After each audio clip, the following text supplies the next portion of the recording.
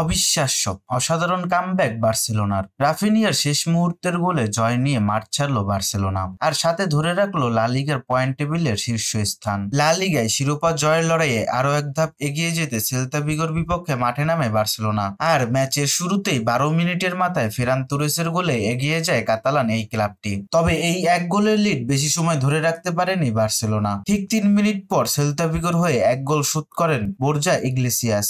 এরপর আর প্রথমার্ধে গোলের দেখা পায়নি কোনো দল। দ্বিতীয়ার্ধের 52তম মিনিটে বোরজা ইগলেসিয়াস আবারও গোল করে বসলে এক গোলের লিড পায় সেল্তা ভিগো। এর ঠিক 10 মিনিট পর নিজের ব্যক্তিগত তৃতীয় গোলটি করে হ্যাটট্রিক পূরণ করেন ইগলেসিয়াস। বার্সেলোনা পিছিয়ে পড়ে 2 গোলে। তবে সেল্তা ভিগোর 2 গোলের লিড ছিল মাত্র 2 মিনিট। 64তম মিনিটে বার্সেলোনার হয়ে ব্যবধান কমান ডানি ওলমো। এর ঠিক 4 মিনিট পর রাফিনিয়ার গোলে ম্যাচের সমতায় ফেরে বার্সেলোনা।